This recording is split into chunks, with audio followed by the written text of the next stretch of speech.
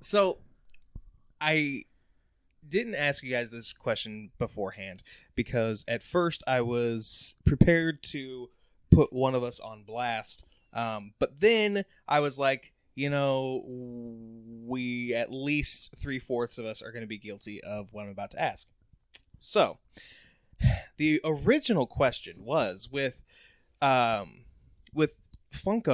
coming to C2E2, how much money is Not Seth going to spend on Funko Pops? But then I was like, well, there's also me and there's Matt. And Tabitha, I don't think you're as into Funko.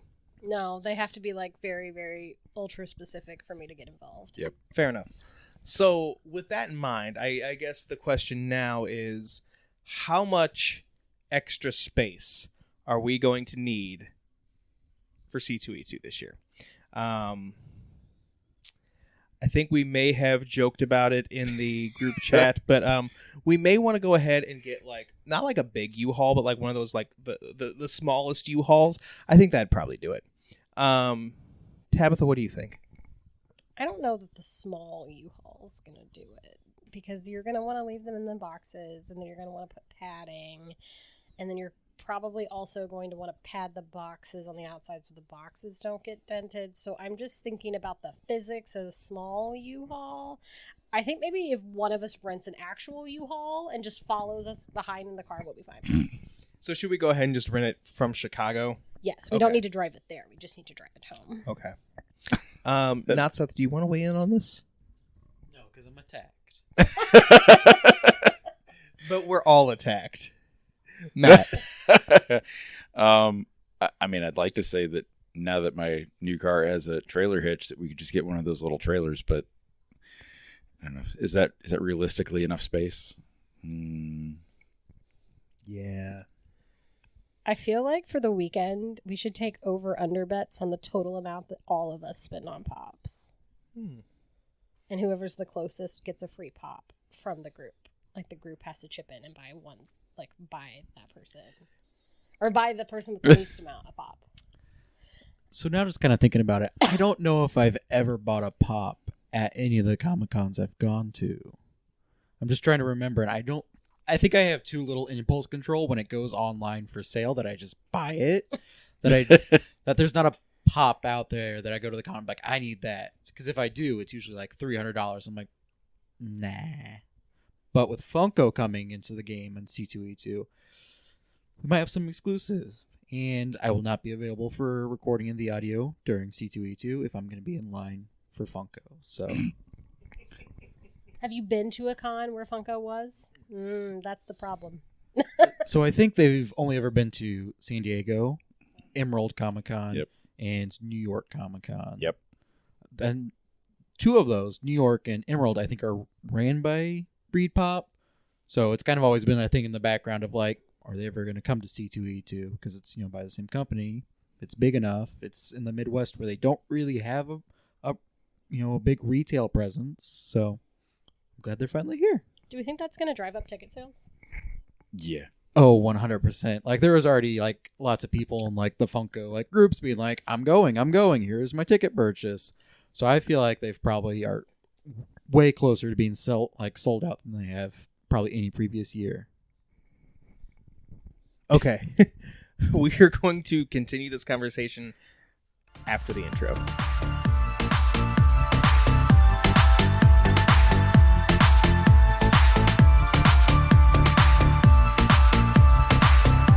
You're listening to The Geek Awakens with Mitch, Matt. Tabitha. And Lydia.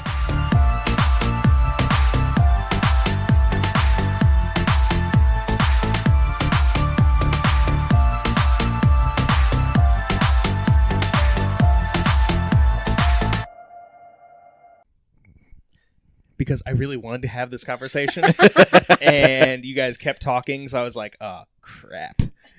It's gonna be like 10 minutes before you hear you're listening to The Geek Awakens.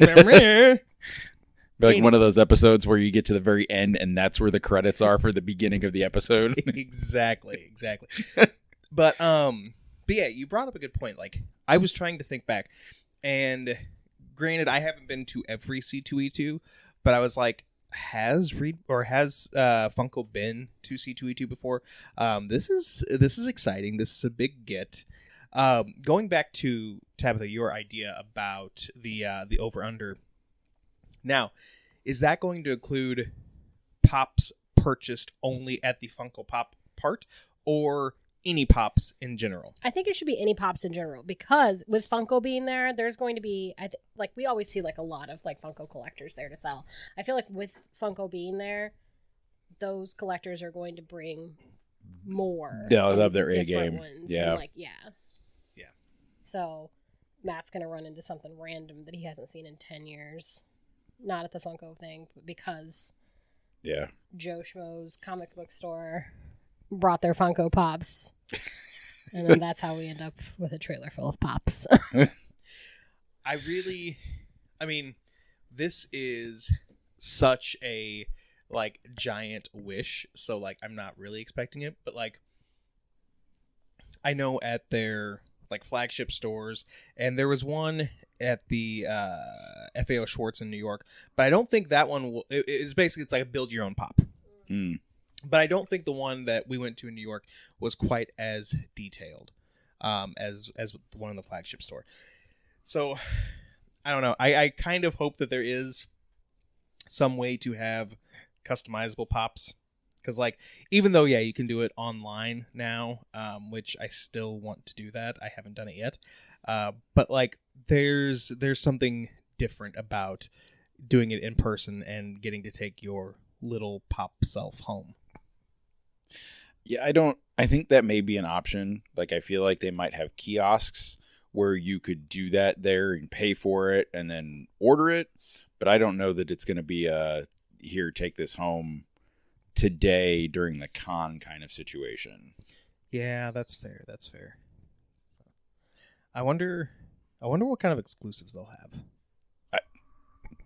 That's the big question. So if I had to guess, I feel like maybe one of their first appearances at New York Comic Con, they did like a pizza rat as one of theirs. I think we're going to see like one of their, because they do like those Kool-Aid packets that look humanoid. I think we're going to probably see a deep dish pizza. Or like, a hot dog. Or a hot dog. Or the bean. Or the bean. I was going to say the bean, yes. So there's a lot of really... a Malort bottle. Oh my God. Yeah. Lots of good options for Chicago. Speaking of Chicago, whatever. So this is also completely not, I wasn't planning to talk about this, but I'm going to. So you guys know how Cards Against Humanity always does something weird for Black Friday, right? So this past year, they did, or I guess this year, even though Black Friday has passed, but whatever, it's fine. They created their own social network. It was called Yowza. And the idea was if you got people, like if you referred people to the website, then you could potentially win some stuff. I was one of the first, I don't remember, was it 10,000? I think it was about 10,000 people to get a referral. So I won $4.20. That was cool. But the cool thing is, so the people who made Cards Against Humanity, they recently put out a new game. It's called Head Trip. So I don't really remember exactly how you play the game, because I didn't do my research on this, because like I said, I wasn't planning on talking about it, but here we are.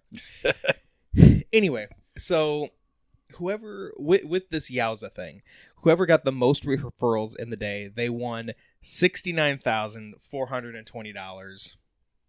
Classy. But then, like, so many people after that got a free copy of Head Trip. Head Trip. Thank you. You're welcome. I was one of those people. Hey! So we will have a new game to play at C2E2. That's so fun. Yeah. Excellent.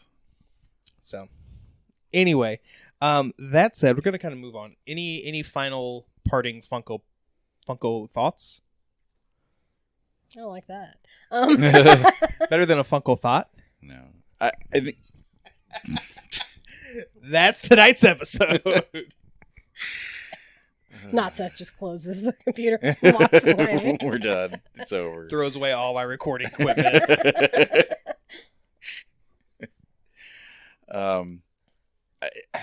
I just think that regardless of what celebrities show up for C2E2 this year, I think, and yes, I like my Funko Pops, but I think this might be one of the biggest gets for C2E2 basically ever. Just like not Seth said, they do Emerald City, they do San Diego, they do New York. I don't know that they've ever done C2E2, which has never made any sense to me. And I know this is the 15th anniversary, but like it's big. Mm-hmm. It makes me nervous for the crowds Oh, yeah. and the lines.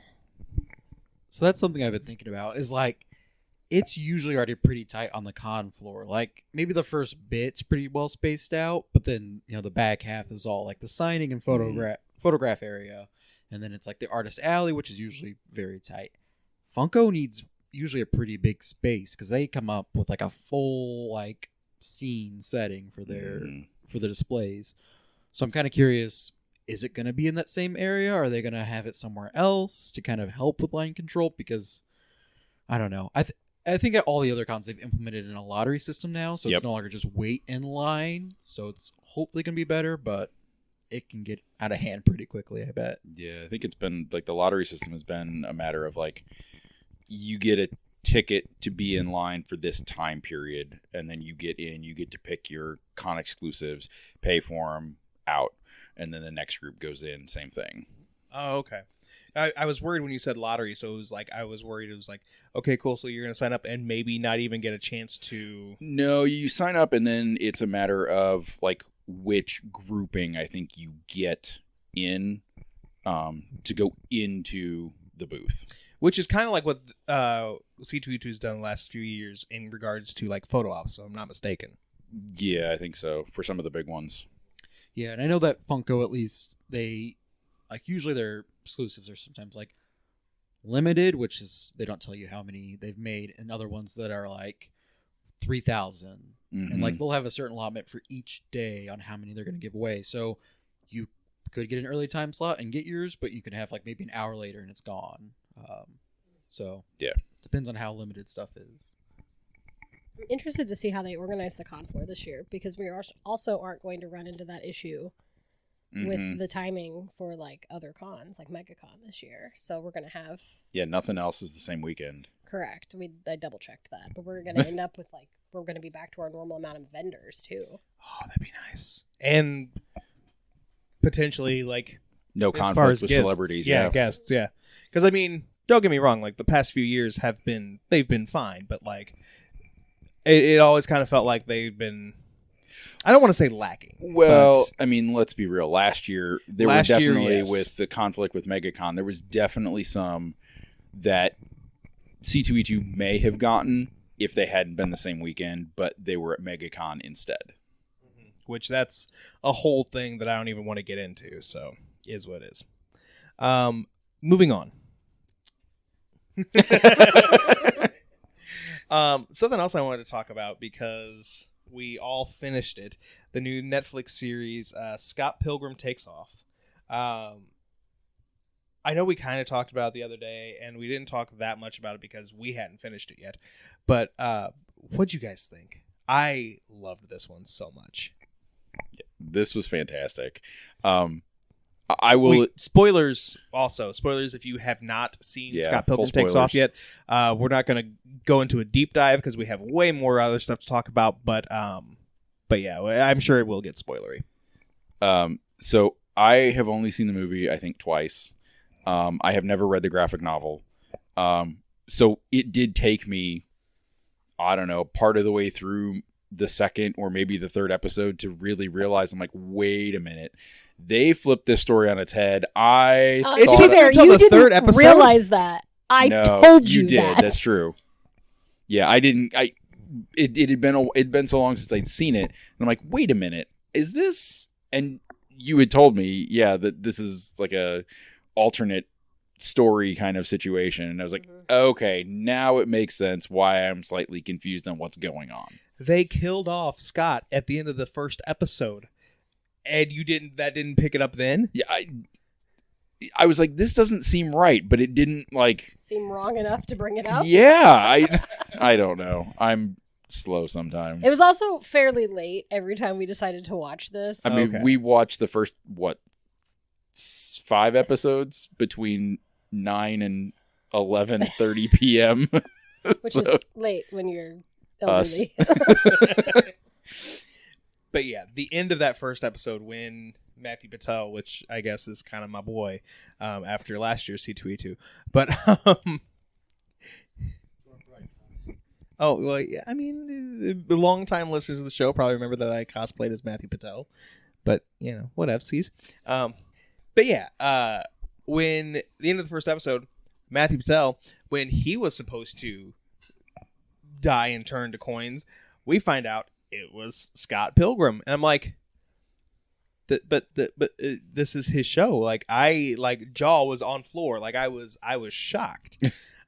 Which this was something that, so the creators, Brian Lee O'Malley, who created Scott Pilgrim, Spot Scrollgrim. Yeah, that. And then also Ben David Grabinski, they talked to IGN and they kind of talked about this. And O'Malley was he was saying how he was kind of felt creatively stifled because of the books and because of the movie. He kind of felt like he was in a corner. But then Grabinski just suggested Scott dying at the end of the first episode, and then a bunch of the other ideas that kind of seemingly come out of left field that we saw in this series. But yeah, so Grabinski also said that that he didn't want to have a story where you felt like you could start to do laundry while watching it, which totally makes sense. Because while I would have been completely happy seeing just an anime version of the graphic novels and the movie that we've already seen, he's absolutely right.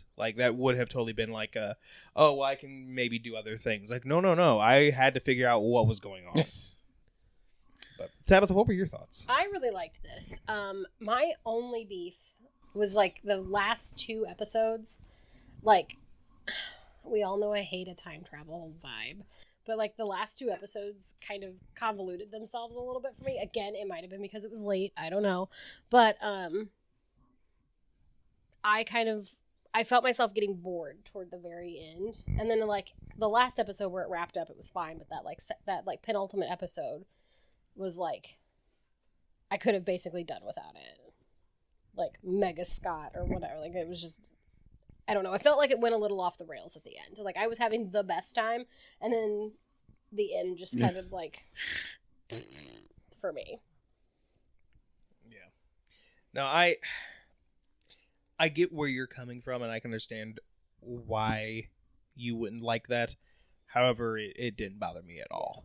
No, I mean, and I don't think it was bad writing. I think some of that was just my own dislike of those kind of plot lines, but all that said, there's there was, I'm pretty sure it was a post-credit scene that seemingly set up for a season 2, but there's not necessarily going to be a season 2.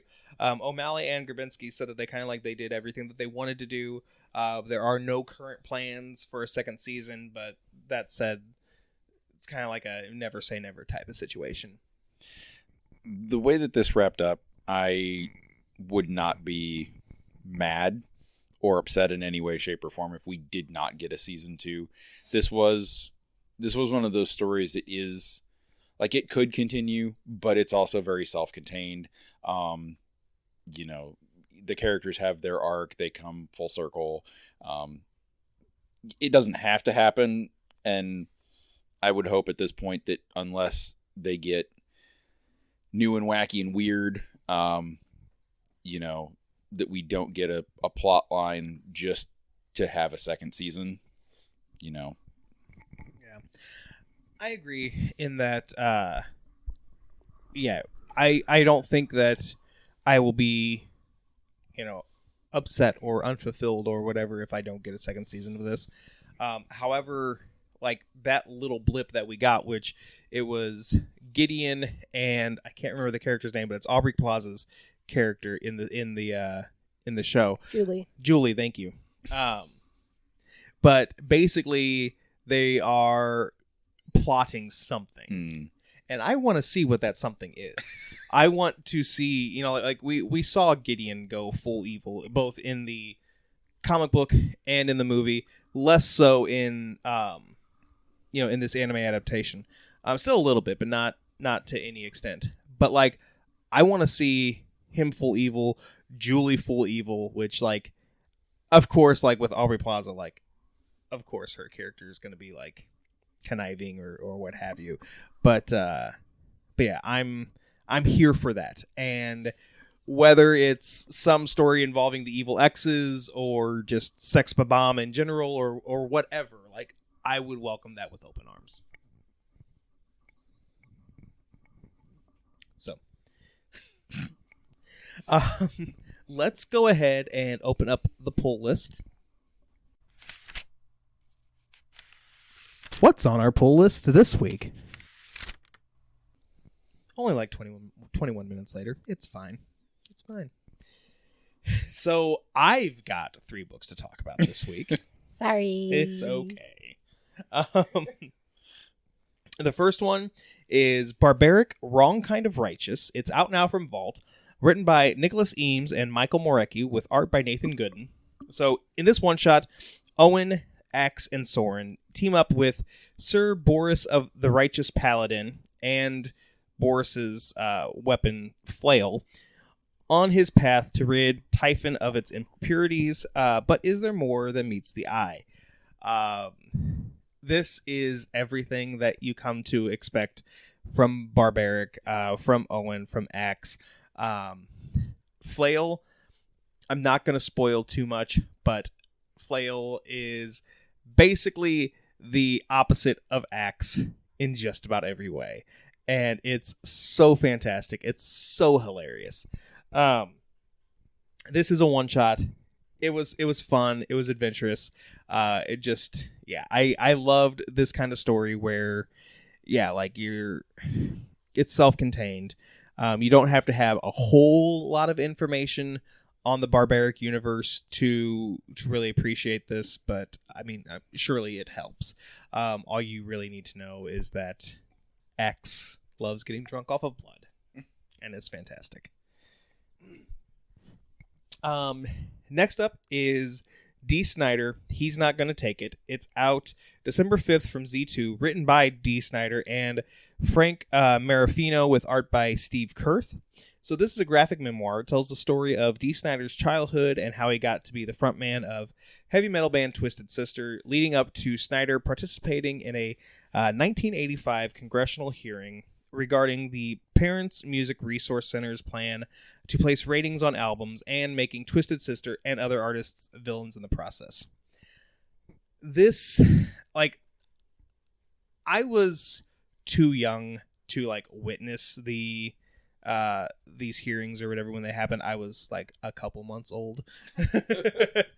So this was interesting to see his take on the situation. And those hearings, I mean, they don't, while they're the basis of the book, they don't take up the majority of the time of the book. It was a really interesting look back on his childhood and how he, kind of got to be the, I guess, would you maybe consider Twisted Sister glam rock, kind of? Yes, okay. Glam rock hair metal. Okay. But yeah, so so, how he got to be to that point. This was an interesting book. I really enjoyed it. There were quite a few fourth wall breaks. As far as the art goes, there's, especially with his childhood, I will say there were a couple of times where D. Snider at this point was supposed to be, 5 or 6, but he looked like 13 or 14, and I was very confused. That said, there is, again, without spoiling too much, but I mean, this is kind of based on true stories, so you can Wikipedia and be spoiled. But anyway, there is this one part where, Dee's talking about, protecting the First Amendment and, protecting, like, kind of like being patriotic, but like specifically for rockers and all this kind of stuff. And there is this design for the American flag, but it's kind of like rocked out or whatever, and it is so badass. If you don't read this book, if you see it at like a bookstore or whatever, pick it up, flip through it, and go to that page. It's so freaking cool.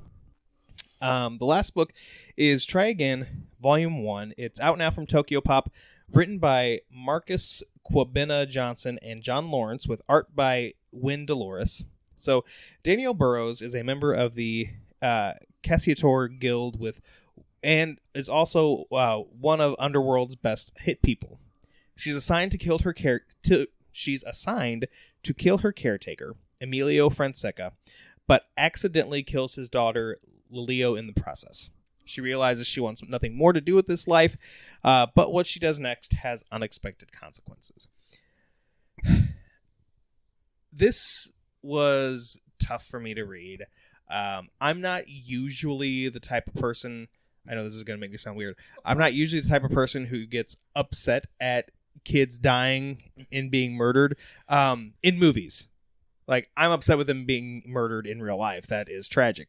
But, like, in movies, it doesn't really affect me too much. But it affected me with this one. I was like, this girl is so sweet and does not deserve to die, yet here we are. But, so, like, that kind of kept taking me out of it. But that said, so, like, there are basically two stories going on here. Danielle, basically... I wasn't going to spoil this, but like I kind of have to a little bit. Basically, after she does this, Danielle kills herself and ends up not in heaven, not in hell, but working for, I'm assuming, the devil, and is now tasked. She's still a hit person, but now is tasked to like be a hit person for the devil, which is an interesting concept. And then you have Emilio's wife, who is now wanting to get revenge on, for her husband and for her daughter. Also an interesting story. However, like I felt like the pacing on this first volume was a little off, because there were times when like we were getting more with Danielle and I was like super invested in this, and then we cut to Emilio's wife and I'm like, but I wasn't done here. And then we go back to Danielle and I'm like, But I wasn't done with Emilio's wife. Like, wait. But again, this is volume 1. It sets up a lot of stuff. I'm excited to see volume 2. So let's go ahead and go into gut reaction. Ow! Gut reaction. And I'm going to start with a little bit of more casting news for Superman Legacy. Skylar Gisondo has been cast as Daily Planet photographer Jimmy Olsen. Skylar is probably best known from The Righteous Gemstones. Additionally, Lex Luthor's assistant, Eve Tessmacher, will be played by Sarah Sampaio, a Portuguese model who has worked with Victoria's Secret. I'm giving this a thumbs up. I haven't seen Sarah. I don't know what she looks like, but if you're a former / current Victoria's Secret model, you can probably play Lex Luthor's assistant very well. And I'm not saying that that's a knock on models or anything. I'm just saying, like, of course, Lex Luthor's assistant would be model quality. Yeah. I have seen pictures of Skylar, and he does look like he will fit the doofiness that is Jimmy Olsen very well. Again, I mean that with the utmost respect, because Jimmy Olsen's one of my favorite characters in the Superman family. I'm giving this a giant thumbs up. Tabitha. Every time they talk about casting someone as Jimmy Olsen, I'm worried they're going to make him hot. And it's going to be weird, because Jimmy Olsen's not hot. Like, that's just, Jimmy Olsen is weird and doofy. And unattractive, and women are like, ugh, Jimmy Olsen, the only good thing about him is his friend Clark Kent. Like, if you make Jimmy Olsen attractive, it's just not canon. So thumbs up for this casting. Which I feel like, and I only watched the first season of it, but like Supergirl, that Jimmy Olsen, I think they were trying to go that route. Yeah, everyone in Supergirl was hot. It didn't matter what they were doing. They were all hot. It was like prerequisite to be in that iteration of Superman. They all had to be like a 10 out of 10 on the hot scale. Or they weren't even going to look at them. You made it sound like all Jimmy Olsens are supposed to be ugly, and this one is not ugly from apparently Superman 2, Superman 3, Supergirl, Superman IV, The Quest for Peace, Mark McClure. And like, I don't know, even the cartoon one can get it. I don't care. It's always good to figure out that you have a type. Not type. Matt. I wasn't suggesting that Matt is that's type. Matt, pass or smash. Cast me as Jimmy Olsen. I honestly don't know who either of the actors are, but I feel like everything they've done casting-wise so far at this point is a pretty solid choice, so it should round out the series well, so thumbs up. Tabitha, let's go to the Lin-Manuel Miranda news desk.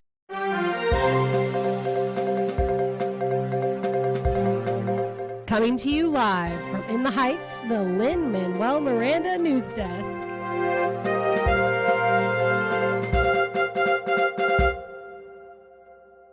So the Lin-Manuel Miranda news desk is also the Percy Jackson news desk because the Percy Jackson trailer has recently been released for the Disney Plus series that is coming out in December? Or is it January? I think it's December. I feel like the trailer said December. So every time I see something about this, I get more excited because while I really enjoyed the Percy Jackson.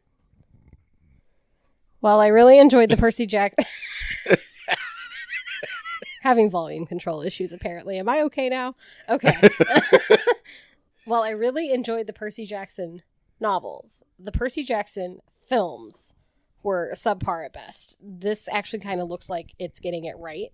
Lin-Manuel Miranda does make his cameo as in the Lotus Hotel and Casino. So I'm very excited to see what his character is going to do because Lin-Manuel Miranda.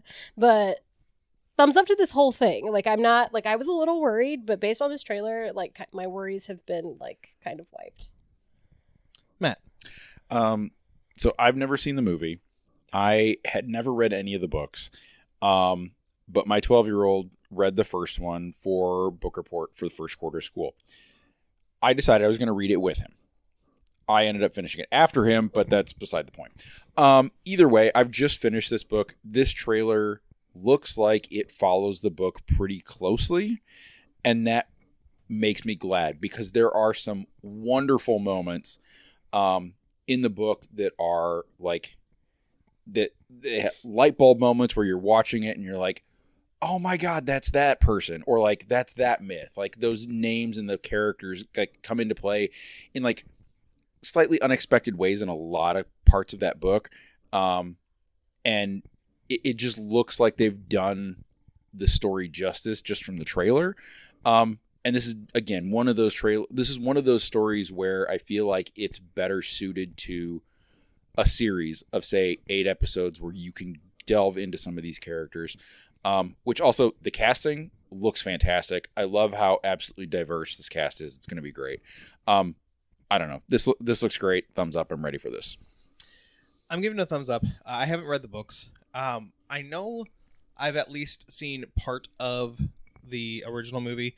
I can't remember if we finished it or not. It was definitely one of those movies where it was kind of like on in the background and doing some laundry. Yeah. Well, if I remember correctly, I was watching with some other people, and the other people felt the need to like talk and do other things and whatever. And I can't remember because it's been so long. I can't remember if that's saying something about the movie or saying something about my friends. Either way, all that said, I don't have a connection to Percy Jackson really at all. This trailer looks really well done. It looks like it could be a really good story. I don't know if it's something that I'm going to get around to, especially with all the other thousands upon thousands of hours that Disney Plus has demanded that I watch. But still, I'm here for it. Matt, let's talk about the people under the stairs. So there are currently no people under my stairs. It's fine. That's good to know. So Jordan Peele and his delve into the horror genre of movies is going to continue.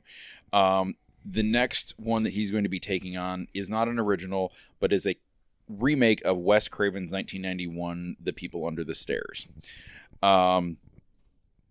The screenplay is going to be penned by Ezra Clayton Daniels, who wrote for Doom Patrol and also a show called Night Sky. So between that pairing and Jordan Peele, everyone's kind of expecting this to take a fun new kind of look at that classic film, do it justice, but also, again, give it a fresh twist. At this point, there's no casting or any kind of release date yet.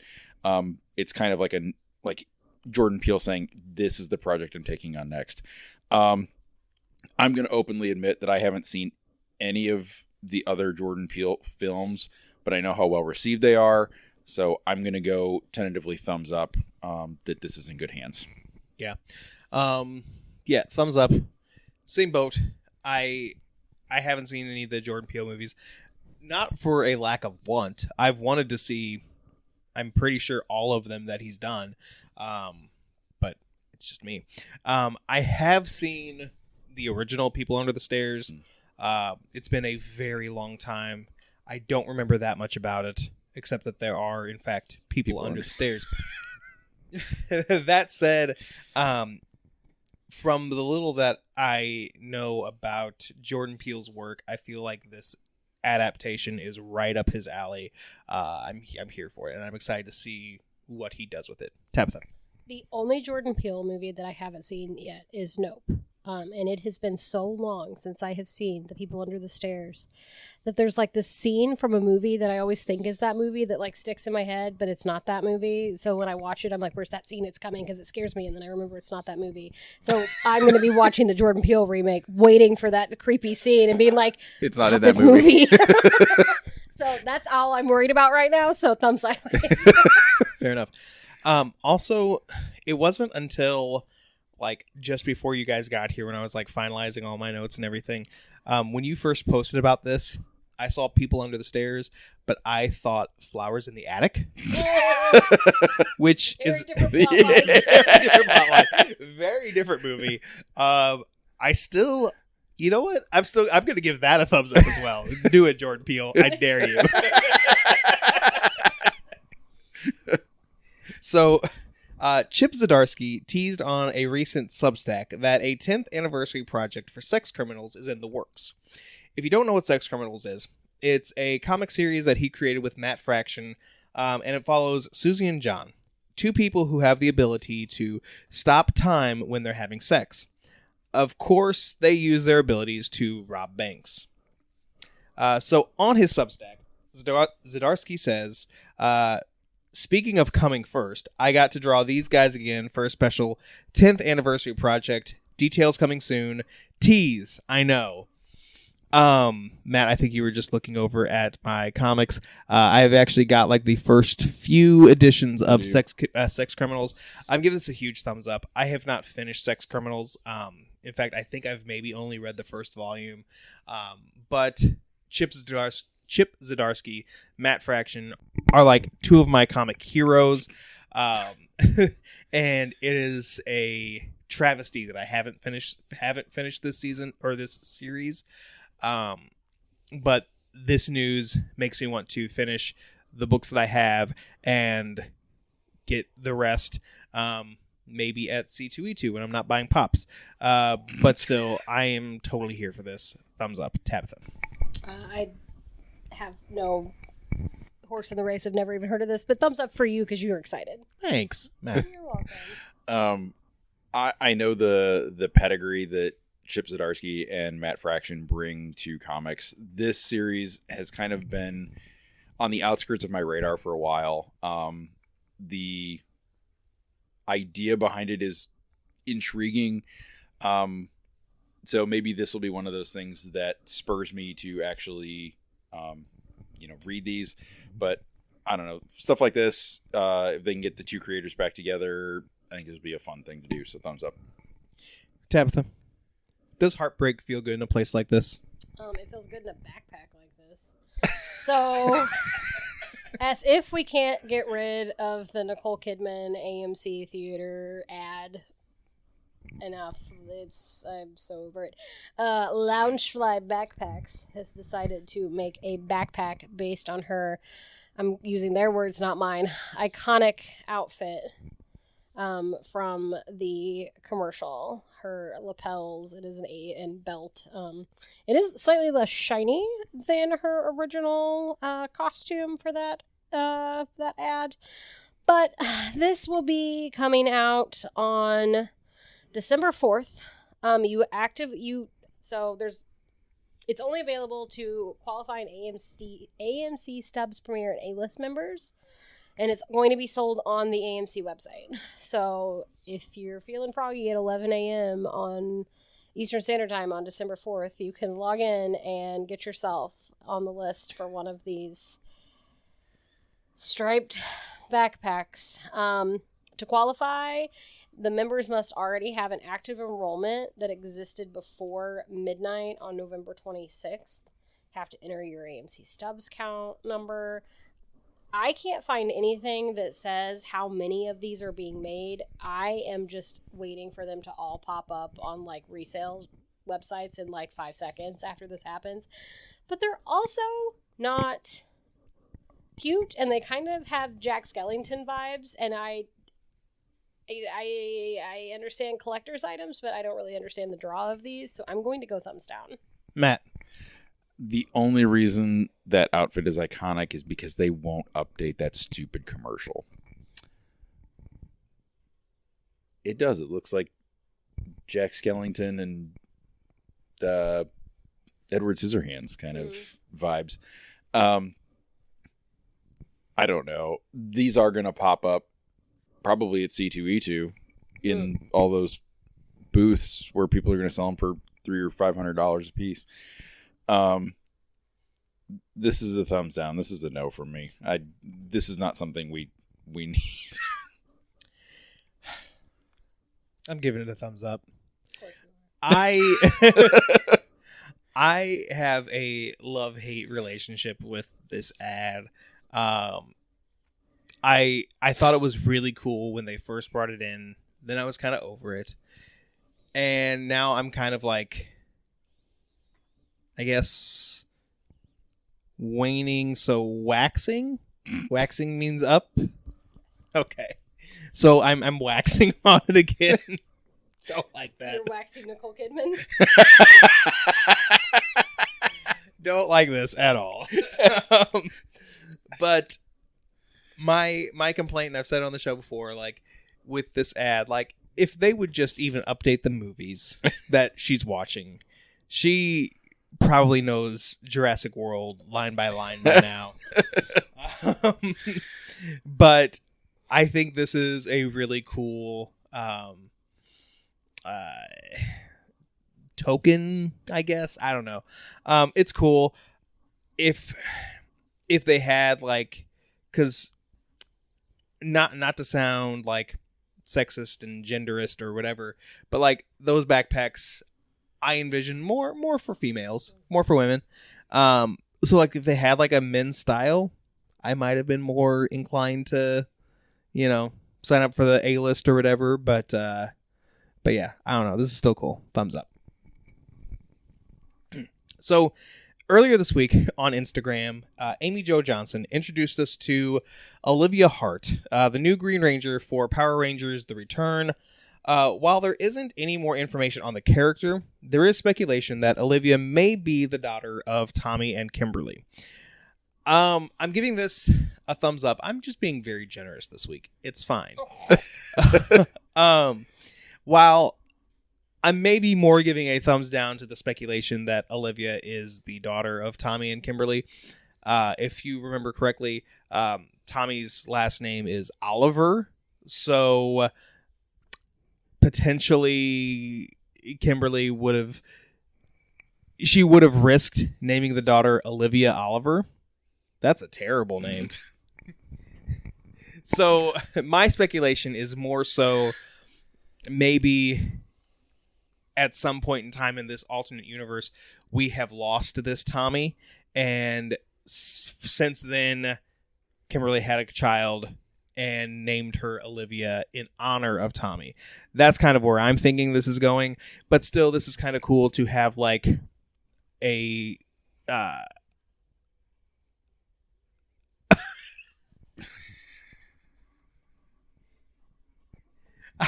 I was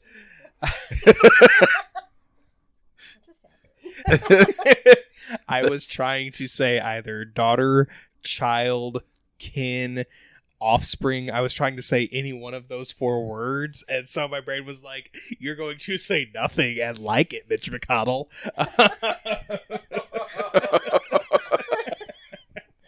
The Matrix just glitched. Yeah.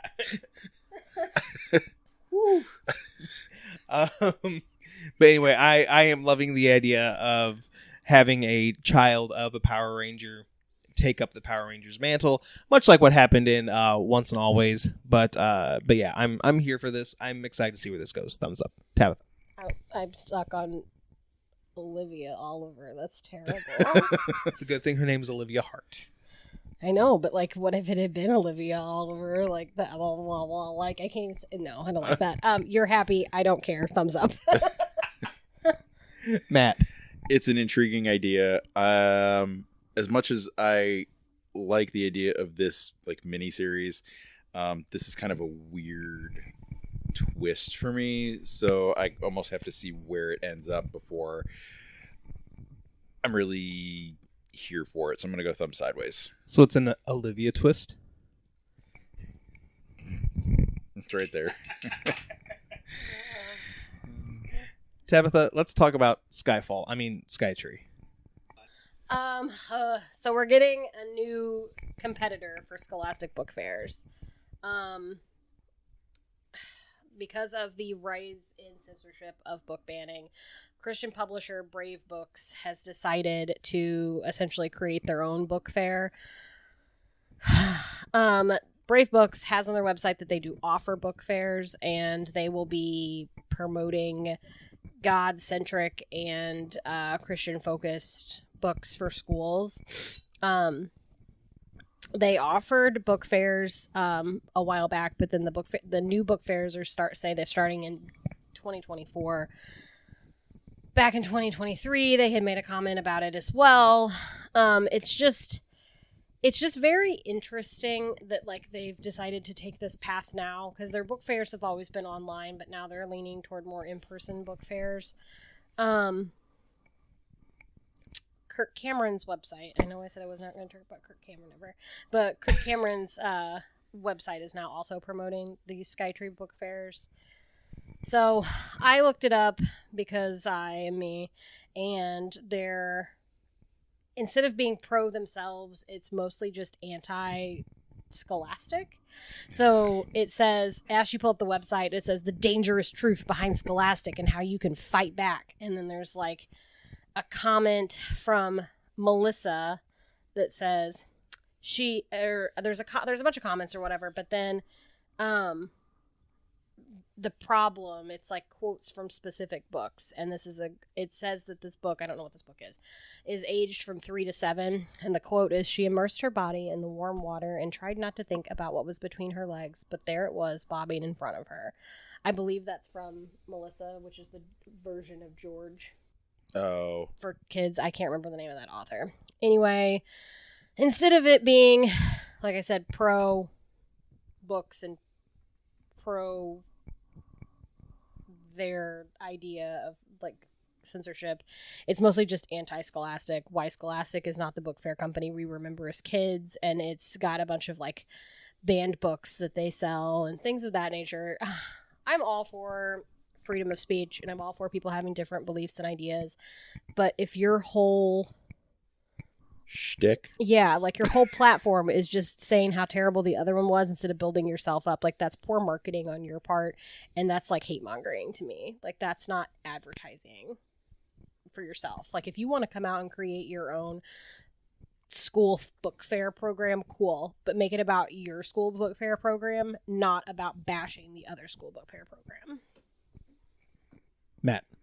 Yeah, I don't really have anything to add other than, like, that's not the way to go about this, period, the end. Like, tell us what's good about your product. Don't tell us what's bad about everybody else's. That's poor marketing. Mm-hmm. It's a poor idea. If you really want to go down that road, it's not Christian values that they are supposedly trying to promote. So thumbs down. Yeah, I'll give this a thumb sideways. Mostly because, like, yeah, on the one hand, cool, you're wanting to be an alternative to Scholastic. Okay, fine, whatever. Do your thing. But yeah, like, and on the one hand, like, there is always, like, with advertising, there always will be like, oh, well, we're better than these people, and here's why. Just based off of what you said, though, Tabitha, with their website, it doesn't sound like it's just, oh, hey, this is why we're better than Scholastic. No, they are, for all intents and purposes, saying like, hey, here's why Scholastic's the devil, which is taking it a bit too far. So yeah, that just kind of left a weird taste in my mouth. So, Matt, let's go above the below. So our favorite rumored new Bond, not really happening, but anyway, Idris Elba is going to be starring and directing in a new survival thriller from Lionsgate called Above the Below. Lionsgate picked up the rights to the project. It already started filming. Let's see. It is Above the Below sees a tight-knit trio of astronauts survive a chaotic and destructive re-entry to Earth, only to find themselves off course and completely cut off from the world as their capsule begins to sink into the unknown depths of the ocean. Their battle for survival kicks off. Elba is playing Jackson, who is the mission commander. This sounds tense and frightening, and I don't know. I'm pretty much up for anything that Idris Elba is going to star in and or direct. So I'm going to go thumbs up on this. I feel like if I give anything that Idris Elba does anything below a thumbs up, Tabitha might have my head. So thumbs up, Tabitha. You're not wrong. Thumbs up. So speaking on Michael Rosenbaum's Inside of You podcast, Orville actor Adrian Palicki gave an update of the series, sort of. When Rosenbaum brought up the show, Palicki said, quote, no longer doing that. Then she went on to say, I don't know truly the answer to that.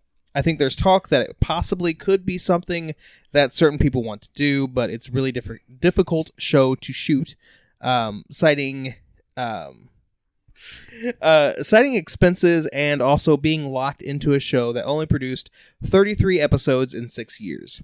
That said, she said that she loved her time on the show, saying that the cast and crew were like family. I'm giving this a thumb sideways. I completely understand where Adrian's coming from. As a fan of the show, it's been frustrating. I haven't seen the third season yet, but I think part of it is because there was such a long gap between seasons 2 and 3. It's kind of been on my back burner. So I get where she's coming from. On the one hand, like, if they announce a season 4 without her, will I get around to watching it? Yeah, probably, because I do really like that show. But her character is so central to that show. It would be like Riker being written off of TNG. Like, it wouldn't be the same show. So it's kind of like one of those things where it's like, if they go on or if they don't, I'm still gonna be kind of sad. But I get where she's coming from. Tabitha. Yeah, I'm in the same boat as you. Like, I watched season 1 and 2, and then there was that huge gap, and I just never got around to watching season 3. But I absolutely adored the show, and I'm 100% with you. It would be the equivalent of Riker being written off TNG. Like, I don't know how the show would continue without her character, so I'm also going to give it a thumb sideways. Matt. I sadly have never watched any of this show. It was just one of those that I never got to. So I don't know who the character is. I don't know how she relates to the show. So I'm going to go thumb sideways. Tabitha, let's talk about Goodreads. So over the last, 5 or 6 years, Goodreads has ran into this issue of review bombing, where a book isn't even out yet, and people, because they're pissed at the author, or they're pissed at the book, or they've got beef with the publishing house, are dropping like 1-star reviews without even reading the book. So Goodreads has been basically being like harangued for years about like fixing this issue where people are allowed to not even, because with Goodreads, like, you essentially have to go in and mark the book as you're reading it and then go in and leave your review. But you can bypass that and just review a book without ever setting it as read or like reading on your Goodreads profile. So they made an announcement basically saying that they implemented a function earlier in the year trying to circumvent the review bombing. It's done without, to do this, Goodreads said that they were going to limit the ratings being submitted for books during times when activity for that book is unusually high. So instead of finding a way to work around it, they're essentially going to, if, I don't know, who's a problematic author, they're all problematic right now. Colleen Hoover, with her stupid self, releases a book, and it all of a sudden is getting like review after review after review that's won. They're just going to slow it down instead of like being able to like whatever. Their statement said Goodreads has an obligation to defend the freedom to read and practice and prevent practices on its platform that detract from reasoned literary discourse and pave the way for books to be disappeared before their authors and ideas even get a hearing. There's a lot of non-for-profit book organizations, libraries, publishing houses, and like book reviewers that are lauding them for this. There's also people that are mad because they want to be, trolly on the internet. I don't take Goodreads reviews seriously. I do find it frustrating that when a book is not even out, like a book has just been released, like the cover has been released, and we have a publishing date, and then I look at it and there's like 37 1-star reviews, and I'm like, 37 of you did not read this book yet. This hasn't even been released. Or there's like 500 4-star reviews because you liked the book in the series that was the previous book. Like, that bothers me. I hate that reviews can be left before the book is finalized. That bothers me. But I guess there's no workaround for Goodreads on their end. So I guess they're doing what they can to curb it. As someone, like I said, that doesn't really pay a whole lot of attention to the reviews, I'm not that bent out of shape about it, but thumbs up for them for at least trying. Matt. Yeah, I'll give them credit for trying. I kind of see what they're doing. Basically, if there's like an influx of reviews, then they're basically going to take some of those. It kind of sounds like they're going to take them out of the equation, so to speak. So like, because that seems the way that seems to be the way that review bombing goes, is that the internet takes it by storm and everybody does it all at once. So that makes sense. And if the book isn't even out yet, maybe those are going to hold less water on the reviews. It's a slippery slope because with Goodreads you can't, even though Goodreads is connected to Amazon, bless you, you can't do what Amazon has done, where if they have to have like a confirmed sale in order to leave a review. Like, that's not necessarily fair either, because what if you did buy it from Barnes & Noble, but you usually buy stuff on Kindle and you want to leave this author a good review because you do like the book, and that helps them across different platforms. So like, that's been a bane for Amazon. Goodreads is trying to do something slightly different, but also curb some of this. So I mean, I'll give them a thumbs up for giving it the best effort for what they can do in this time. All right. So idea. Instead of those little like I'm not a robot things, it should just be like turn to page 34, paragraph 2, line 3, word number 4, type that in, and that's how you verify that you actually have the book in front of you. Boom, you've solved the issue. Yeah. Yeah, I support that 100%. I mean, I was going to say something a little less specific, but like, why can't I say I'm picking on Goodreads here, but like the same could be said for IMDb or Rotten Tomatoes or whatever. Why can't they lock reviews until like the book has been published, or like even like, because the average person, I bet, will probably not finish a book in a day, so maybe like lock reviews until the book has been published for a week. That's because you've got the people who have gotten ARCs. Yep. And pre-release Which copies. then also helps drive sales when you get ARC readers that like it and review it well. Okay, fair. I'm still giving this a thumb sideways. I mean, props to Goodreads for trying to do something. However, like, I still feel like I'm not convinced that this is the right thing to do. I think there's something more that could be done. I don't know if they're just unwilling to do it, or if it is like not something that's possible on their end. Goodreads is problematic at best anyway for this and a plethora of other issues, including their ties to Amazon. So there are other book rating and book tracking websites out there. The problem with Goodreads is like we've all been on it for so long now that we would lose so much data to leave it that it would be almost impossible. So they have what is essentially a monopoly on readers. So at least they're doing something. Yeah. So recently, rumors have been swirling that we'll soon see the original Avengers back on the big screen, including Iron Man and Black Widow, who are no longer with us. Captain America himself, Chris Evans, was on The View recently and weighed in on the rumors. He said, I always see those reports too, and it's news to me. He then followed it up by saying he doesn't rule out a return of America's ass, but it'd have to be the right story. Those were my words, not his. He said, no one's spoken to me about it. I would never say never, but really, I'm very protective. It's a very precious role to me, so it would have to be just right.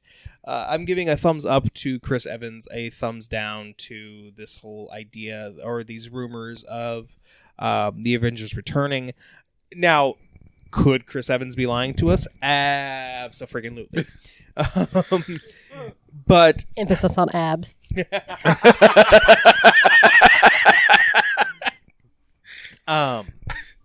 But like taking it at face value, like we saw these characters off. It is time for Marvel to, build up a new generation of Avengers, because this isn't the comic books. Steve Rogers is a bad example because he's been alive since World War II. But Iron Man, you can't keep Iron Man at his, mid 40s or whatever for 50 years. Like Robert Downey Jr. is not going to stay the same age for the next 30 years. It's just not a thing. So, you have to build up a next generation. Now, the argument can be said, is Marvel doing it the right way? That remains to be seen.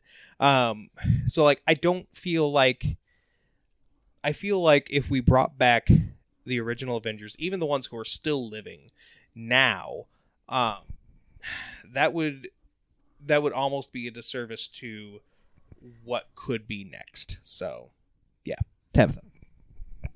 Thumbs up for the way he handled this. Like that was really well done, because I feel like a lot of celebrities get those questions and they're like, so good for him.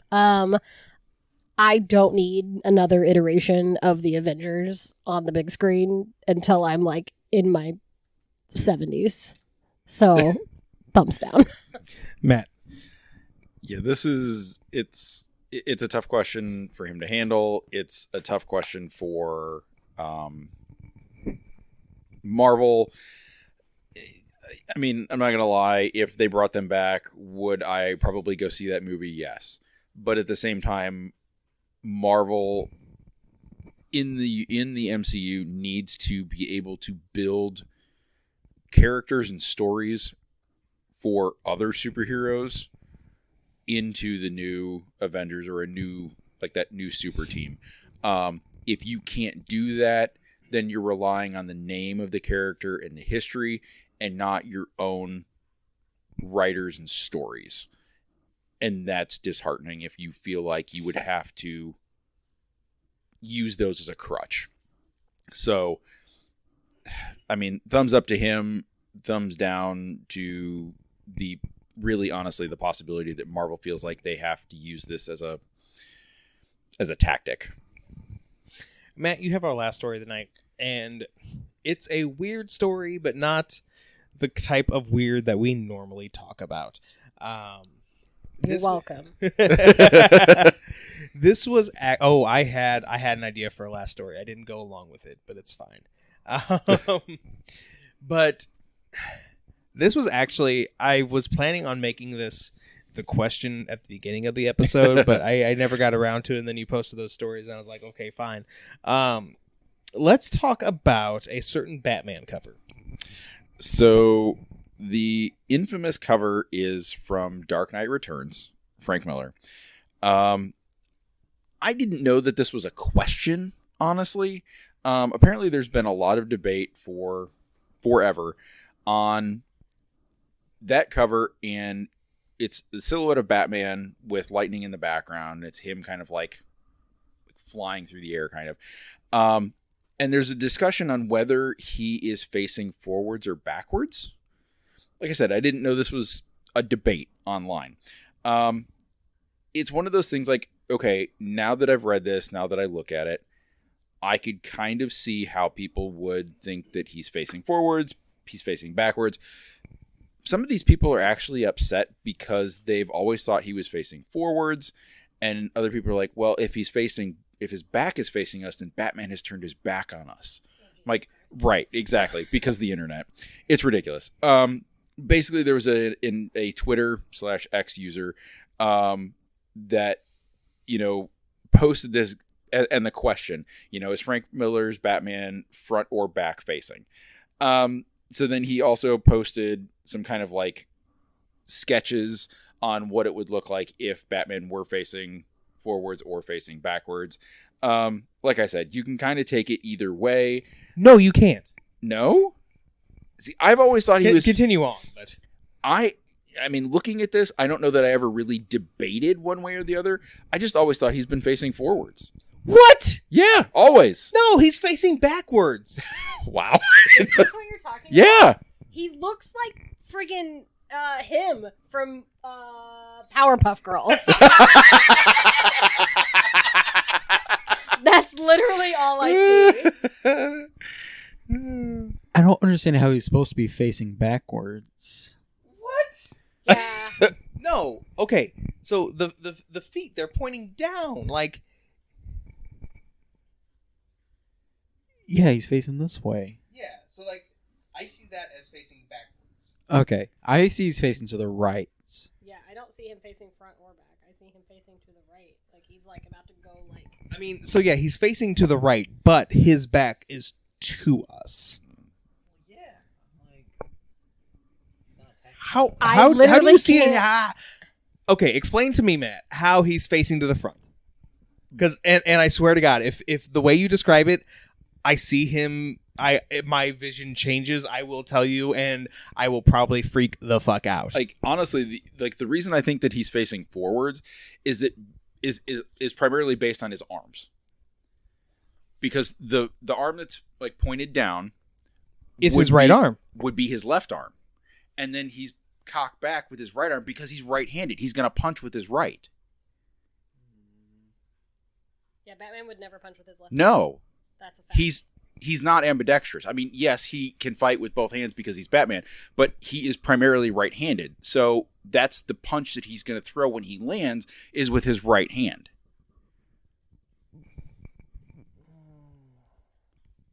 I still don't know. I mean, is he even really throwing a punch when he's like falling from the sky with his fists? Like, that's just falling. He's raining. He's raining down. Raining fisticuffs. Fist of thunder. Fist of thunder. Yeah, I see it the opposite, where the hand that's cocked back, like, just naturally looks to me to be his left hand, and the one pointed out is his right.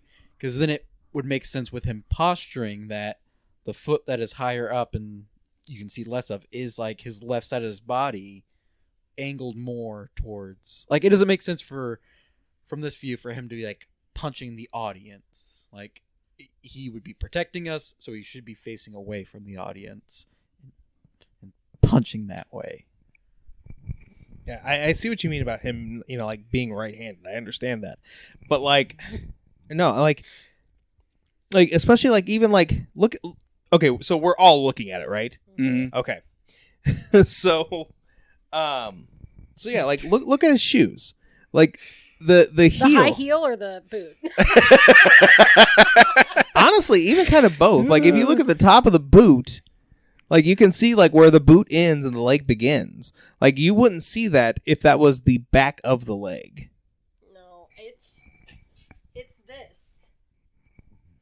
Yeah, and you are facing my back.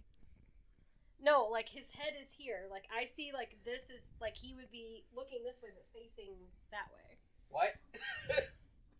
So, okay, regardless, this debate I didn't know that was going on. Apparently, even shows up like Zack Snider did an ode to this in which one was it? In Batman versus Superman, Dawn of Justice. I guess Frank Miller has never actually weighed in on it. He needs to. Right? Get him on the podcast right now. So I don't know. It's a debate that has raged longer than we even knew that this was a thing. So Yeah, because I knew that this was a thing on yesterday. yeah, I didn't know this was a thing until I found this article. So No,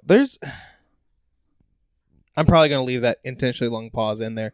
Probably not, because when I'm editing, I'm like, I hate long pauses. okay. But, So that's your view. yeah. Okay. And that's the correct view. I can't unsee him from Unsee him, Powerpuff Girls, right. so I have no opinion. Okay, so I'm looking at what Matt shows here. Matt just showed me what a potential front-facing Batman looks like.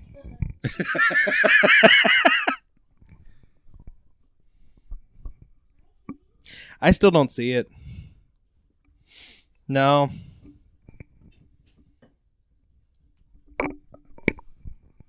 Yeah, like the way he has his fist raised is just very strange from that like front-facing perspective, because it's like, "Whoa, I'm gonna make you flinch. Gonna make you flinch." Like it's like it's not actually like a hitting. Like I don't know. Now, don't get me wrong. I like this idea of the front-facing Batman. If this is what it was, it'd be cool. But, like, I still don't see it. And see, here's the thing. So, like, the back-facing one that you showed me is just them kind of coloring in, adding lines, adding the belt, adding, like, Right. all this kind of stuff. They completely, like, redrew the one for the front-facing. Ergo, they had to make shit up. And also, if you kind of look at it, Matt, like, look at, like, if that was his body coming towards you, like, and he hasn't, like, made any sudden changes, his cape wouldn't be flowing like that if it was front-facing. It would be, you wouldn't see as much of the cape. It would be more behind Batman's body at this point if it was front-facing as it's drawn in this illustration. Yeah, this is how I see it. I don't.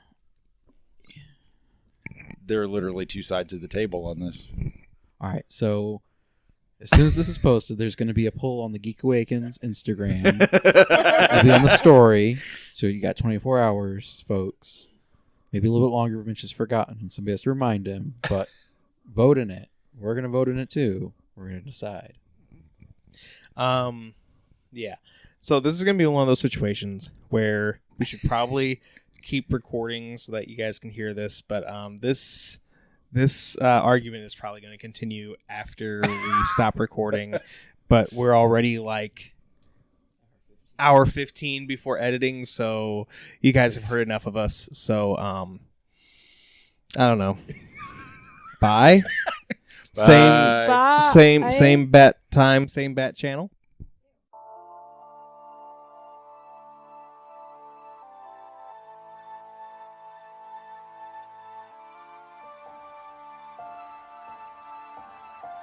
That's going to do it for this episode of The Geek Awakens. If you have any questions, comments, or concerns, shoot us an email at thegeekawakenspodcast@gmail.com.